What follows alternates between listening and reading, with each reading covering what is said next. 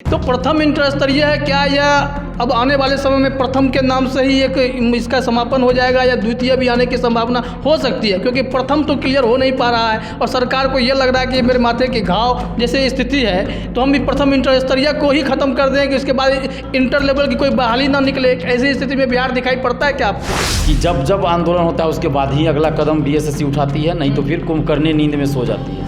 कि जब अभ्यर्थी फ़ोन करते हैं बीएसएससी ऑफिस तो उल्टा पुल्टा वो लोग जवाब देते हैं कि मेरा मन जब मन होगा जब जारी करेंगे, कोई डेट नहीं है, 10 दिन 20 दिन 1 महीना क्या होगा हम नहीं जानते। कि जो संविदा पे बहाली हो रही वो उसको ख़त्म करने के लिए, यानी कि अस्थायी बहाली के लिए एक बड़ा आंदोलन पूरे देश में शुरू हो जाएगा। ये अग्निपथ के विरोध में जो आंदोलन ये भी स्वतः स्फूर्त था, ये छात्रों का आंदोलन स्वतः स्फूर्त था। और सरकार ने जो नेट बंद कर दिया वो 17-20 जिलों में बिहार में, उसके चलते आंदोलन स्थगित हो गया। और सरकार ने दमनात्मक कार्रवाई शुरू कर दी, व्हाट्सएप ग्रुप ये सब को डिलीट करने लगे लोग, तो इस वजह से आंदोलन रुक गया। अगर आप भी चाहते हैं शिक्षा व्यवस्था में सुधार हो, रोजगार व्यवस्था में सुधार हो, अस्थायी नौकरियां हो, तो आपको आवाज़ उठाना ही पड़ेगा, इसके अलावा कोई विकल्प नहीं है। नमस्ते, मैं हूं रंजीत झा और आप देख रहे हैं ट्रस्ट न्यूज। हमारे साथ हैं छात्र नेता दिलीप, आपका बहुत बहुत स्वागत है। जी बहुत बहुत धन्यवाद। बीएसएससी इंटर स्तरीय बहाली प्रक्रिया 8 सालों से चलती ही आ रही है। अब कब से चल रही है अंदाज़ा लग गया आपको? 8 साल। और छात्र इंतजार ही कर रहे हैं, उन्हें लग रहा है कि आज नहीं तो कल बहाली हो जाएगी, लेकिन हो कुछ नहीं रहा है। इंतज़ार पे इंतज़ार, घड़ियां लंबी होती जा रही हैं। मेरिट लिस्ट की मांग लगातार की जा रही थी, छात्र फ़ोन कर रहे हैं आयोग के दफ्तर में, जवाब मिल नहीं रहा है, तो सहारा फिर घूम फिर करके छात्र नेता दिलीप ही बनते हैं। इन्हीं के पास अभ्यर्थी गुहार लगा रहे हैं, तो इन्होंने भी ऐलान किया है कि अब 28 जून को आंदोलन करेंगे और फिर मांग करेंगे कि इस बहाली प्रक्रिया पर स्थिति स्पष्ट की जाए। आंदोलन का स्वरूप क्या होगा, कैसे क्या करने वाले हैं? देखिए, हम लोग का आंदोलन बिल्कुल शांतिपूर्वक होता आया है और आगे भी होगा। और ये जो 2014 की बहाली है प्रथम इंटर स्तरीय, ये 13,120 पदों के लिए है और 8 साल के बाद भी अभी तक जो ये बहाली पूरी नहीं हुई है। तो हम लोग की मांग सिर्फ इतनी है कि आप इस बहाली को पूरा कर दीजिए, मेरिट लिस्ट जारी कर दीजिए, यानी फाइनल रिजल्ट आप जारी कर दीजिए। और इस बहाली से संबंधित जो प्रक्रियाएं हैं वो सारी प्रक्रियाएं पूर्ण हो चुकी है, अब कुछ भी नहीं बचा है, सिर्फ मेरिट लिस्ट जारी करना है। और इस बहाली का एक इतिहास भी रहा है कि जब जब आंदोलन होता है उसके बाद ही अगला कदम बीएसएससी उठाती है, नहीं तो फिर कुंभकर्णी नींद में सो जाती है। तो इसलिए भी आंदोलन करना जरूरी है। और दूसरी बात कि आपने भी बता दिया कि जब अभ्यर्थी फ़ोन करते हैं बीएसएससी ऑफिस तो उल्टा पुल्टा वो लोग जवाब देते हैं कि मेरा मन जब मन होगा जब जारी करेंगे, कोई डेट नहीं है, 10 दिन 20 दिन 1 महीना क्या होगा हम नहीं जानते। तो इस तरह से जवाब नहीं दिया जाता है ना। आपको जवाब देना चाहिए कि आप 5 दिन में दीजिएगा या 6 दिन में दीजिएगा, 7 दिन में, कुछ तो जवाब देना चाहिए ना। लेकिन नहीं, तो इसलिए मजबूरी में आकर हम लोग को अब आंदोलन करना पड़ा। अगर 27 जून तक बीएसएससी मेरिट लिस्ट जारी कर दी, हम लोग मांग कर रहे हैं कि 27 जून तक आप मेरिट लिस्ट जारी कर दीजिए। अगर 27 जून तक मेरिट लिस्ट जारी नहीं होता है तब हम लोग 28 जून को आंदोलन करेंगे। अगर मेरिट लिस्ट जारी कर दिया जाए तो हम आंदोलन रोक देंगे, नहीं करेंगे। और हम लोग का आंदोलन बिल्कुल शांतिपूर्वक होगा। सिर्फ हम लोग की मांग है कि मेरिट लिस्ट जारी करें और इसी मांग को लेकर हम लोग वहाँ जाएंगे बीएसएससी ऑफिस 28 जून को और आयोग और सरकार के समक्ष हम लोग अपनी मांगों को रखेंगे। तमाम चीज़ें हो रखी हैं, फिर आयोग के एंड से दिक्कत है या ऐसी कौन सी समस्या है जिस वजह से आयोग चीज़ों को अटकाए रखना चाह रहा है? देखिए, कहीं ना कहीं इसमें पॉलिटिकल प्रेशर भी है, सरकार का भी प्रेशर है। और सरकार और पॉलिटिकल जो प्रेशर है उसके वजह से बीएसएससी लेट लतीफ़ी करे, वरना बीएसएससी को क्या मतलब है इससे? बीएसएससी को तो चाहिए था कि जितना जल्दी और बहाली हम पूरा कर दें। सरकार पे ही तो दाग लगती है, किसी बहाली प्रक्रिया को आप 8 सालों तक लंबित रखेंगे तो इसका मतलब है कि सरकार की मंशा पर भी तो सवाल खड़े हो रही हैं। आखिर इस परीक्षा में ऐसा क्या घुन लग गया है, ऐसा क्या दिमक है जो मामला बार बार कोर्ट तक पहुंच जा रहा है, अभ्यर्थियों के आंदोलन पर जा रहा है और चीज़ें आयोग के कान पर जू तक नहीं रेंगना? मतलब इशारे क्या हैं, क्या लगता है आपको? देखिए, ये कहीं ना कहीं बहाली को लटकाने का एक षड्यंत्र है। और मैंने इससे पहले भी बहुत बार कहा है, ये जो काउंसलिंग के समय आपने देखा होगा कि जब काउंसलिंग होना था तब 1218 नए अभ्यर्थियों का पीटी का रिजल्ट दे दिया गया। माने इतने सालों में उनको नज़र नहीं आया गड़बड़ी, और मानवीय या तकनीकी भूल के कारण ये छूट गया था, ये कह के अचानक से रिजल्ट, फिर उसका मेंस लिया गया, फिर उसका रिजल्ट दिया गया, फिर उसके लिए टाइपिंग फिजिकल ये सब किया गया। आप समझिए कि मतलब जानबूझ का, उसमें से 2 लोग पास किए शायद। काउंसलिंग में पता नहीं कितना लोग शामिल हुए तो मुझे भी नहीं पता उसमें से, लेकिन 2 लोग ही शायद मेंस पास किए थे शायद, अब एग्जैक्ट मुझे भी याद नहीं है अभी। तो अब आप बताइए कि इस तरह से जो आयोग करे तो इस मंशा तो साफ स्पष्ट है कि ये बहाली को लटकाने की साजिश चल रही। जब आपको काउंसलिंग की प्रक्रिया शुरू होनी थी तब उन्होंने न्यू एनसीएल ओल्ड एनसीएल का खेल खेल दिया और जानबूझकर ऐसा किया ताकि मामला कोर्ट में चला जाए। फिर सरकार देखिए जब कोर्ट से केस वापस हो गया तब जाके सरकार भी दिशा निर्देश दिया कि न्यू एनसीएल के लिए। तो फिर अगर मंशा सही होती तो कहा जाता सरकार की तरफ से भी ना कि जिन्होंने न्यू एनसीएल काउंसलिंग में दिया है सबको एक्सेप्ट किया जाए। क्यों नहीं ऐसा निर्देश दिया गया? ये क्यों निर्देश दिया गया कि आप उन लोगों के लिए जो न्यू दिए थे एनसीएल उनको उस डेट का बना के दिया जाएगा? ये कौन सी बात हो गई? एक सबसे बड़ा सवाल यह है कि मुझे एक उदाहरण के तौर पर याद आता है कि जेपीएससी के बारे में भी ये भी कहा गया कि उनकी परीक्षा के बाद जब त्रुटि मिली सारे लोग ट्रेनिंग पे चले गए थे और अंतिम में फैसला यह लेना पड़ा कोर्ट के द्वारा कि इस भर्ती परीक्षा का नोटिफिकेशन ही रद्द किया जाता है, खामियां हैं, गड़बड़ियां हैं। क्या 8 सालों से लंबित इस परीक्षा के मामले में आपको कोई ऐसी साजिश की आशंका नज़र आती है? कोई आशंका है कि आने वाले दिनों में बीच में, जैसे कि आपने एक उदाहरण के तौर पर यह कहा कि अचानक से ऐसे कैंडिडेट खड़े हो गए जिनको फिर से पीटी देना पड़ा, फिर क्या वो दिए ही नहीं थे? शायद उनके दिए थे, रिजल्ट उनका नहीं दिया। हाँ, वो मानवीय भूल या तकनीकी भूल जो बताया गया कि उनका रिजल्ट नहीं आ पाया तो उनके साथ फिर से पूरे प्रोसेस को अपनाया गया। तो ये सारी खामियों को अगर जोड़ कर देखा जाता है, मामला अगर कोर्ट में पहुंच जाता है तो क्या लगता है कि 8 सालों के इस मेहनत को अचानक से कोर्ट के द्वारा भी रद्द किया जा सकता है? क्या स्थिति आ सकती है? देखिए ऐसा होना तो नहीं चाहिए, लेकिन हाँ इस बहाली को रद्द करने की साजिश सरकार ने ज़रूर रची थी।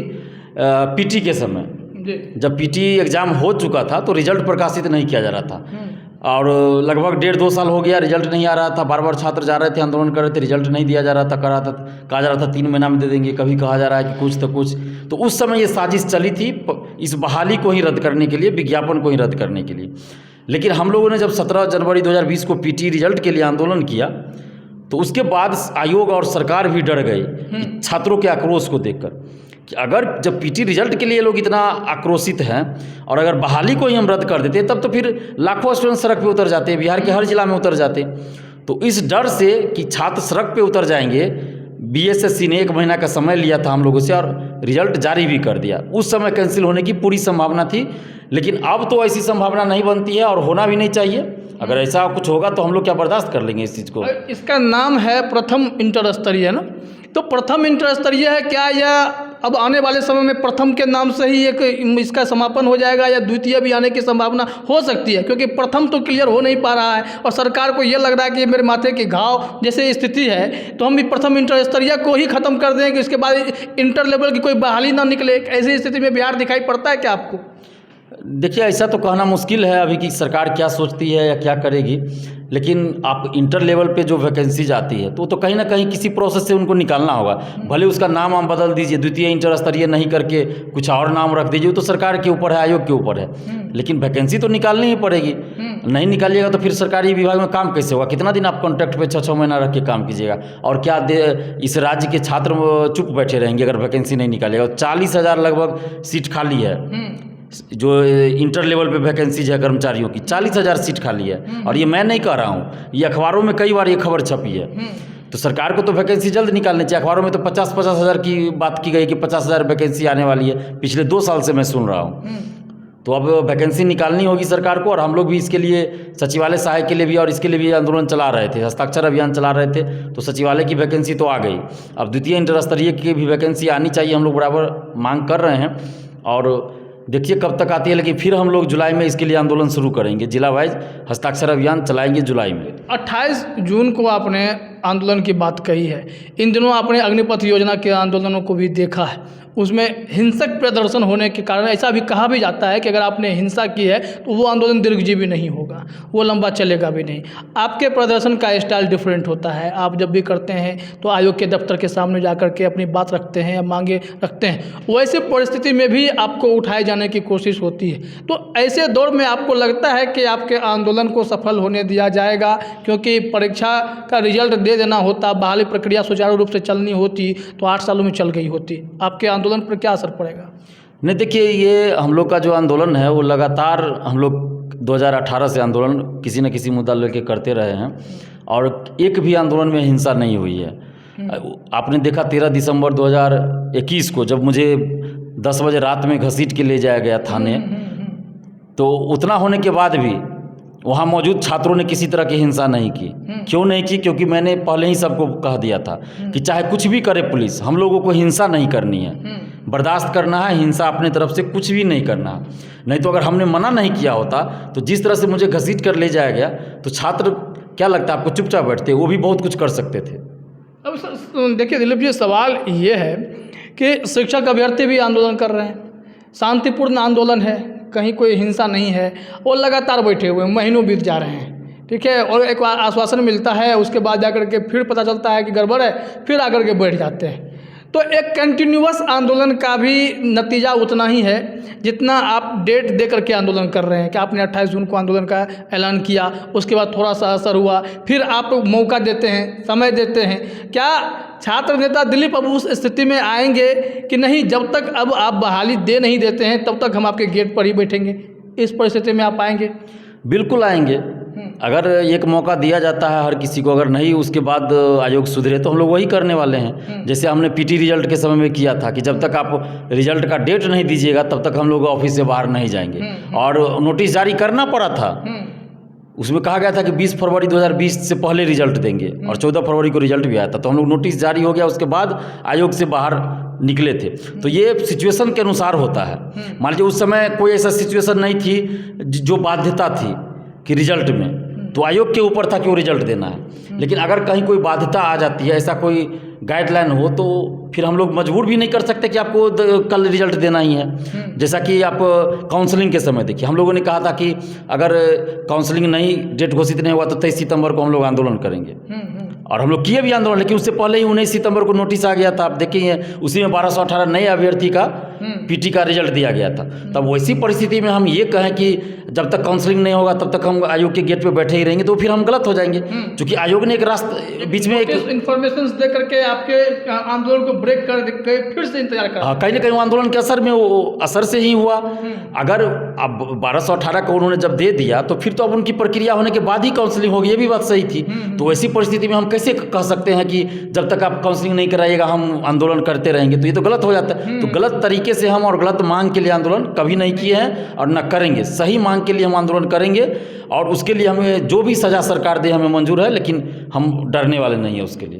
तो स्थिति तो अभी फिलहाल देख लेते हैं। बीएसएससी के आपने बताया कि 13,120 पदों के लिए ये बहाली है, उतने अभ्यर्थी भी होंगे जो लगातार इसके लिए इंतज़ार कर रहे हैं, कोशिश कर रहे हैं। तो क्या उस दिन 28 तारीख को आपको छात्रों के हुजूम का सपोर्ट मिल रहा है? पूरे बिहार से छात्र आने वाले हैं? बिल्कुल, पूरे बिहार से छात्र आएंगे। बिहार ही नहीं, बिहार से बाहर के भी छात्र आएंगे, क्योंकि इस बहाली में तो बिहार से बाहर के ही बहुत सारे अभ्यर्थी शामिल है। वो बिहार के मूल निवासी है, वो भी कहीं बाहर अगर किसी वजह से रह रहे हैं, चाहे वो कहीं नौकरी कर रहे हो या बिजनेस कर रहे हो या कुछ भी कर रहे हैं, तो वो भी आएंगे। और जो बिहार से बाहर के निवासी हैं उन लोगों ने भी यहाँ फॉर्म भरा था और सिलेक्शन उनका यहाँ तक में आ चुके हैं, वो काउंसलिंग करवा, तो वो लोग भी आ रहे हैं आंदोलन में आ रहे हैं। अब आखिरी सवाल यह है दिलीप जी, और बड़ा इम्पोर्टेंट सवाल है कि एक तो बहाली प्रक्रिया लटक जाती है, उसके बाद जाकर के कोई परीक्षा हो उसमें धांधली के मामले सामने आते हैं। बीपीएससी का मामला इन दिनों आपने देखा, और आपसे भी पूछताछ हुई थी, आपको बुलाया गया था क्योंकि आपने ही सीएमओ को सबसे पहले मेल कर दिया था, वो मामला हो गया। कोई स्कीम भी आ रही है, कोई बहाली योजना भी आ रही है, उसमें अब सरकारी नौकरी की जगह अस्थायी पदों को खत्म करके, जैसे शिक्षकों में बिहार में होने लगा, उसी तरह अब सेना में संविदा पर नौकरी होने लगी है कि 4 साल की नौकरी होगी। तो ये पूरे परिस्थिति को अगर आप मिलाकर देखते हैं तो ऐसा नहीं लगता है कि सरकार कहीं ना कहीं युवाओं के भविष्य के साथ खिलवाड़ तो कर रही है, और इसके लिए एक वही जन आंदोलन की ज़रूरत है, छात्र आंदोलन की ज़रूरत है जो काफ़ी वर्षों पहले हुआ था? तो उस आंदोलन की नौबत आपको दिखाई पड़ती है, क्योंकि आंदोलन तो कुचल दिए जाते हैं।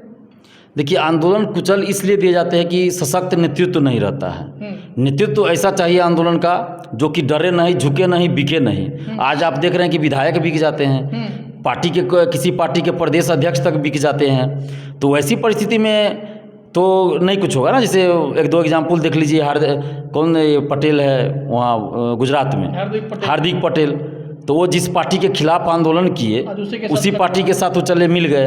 तो ऐसी परिस्थिति में लोगों को विश्वास भी नहीं होता है बहुत बार। तो ऐसा नेतृत्व चाहिए जो कि झुके नहीं, बिके नहीं, डरे नहीं।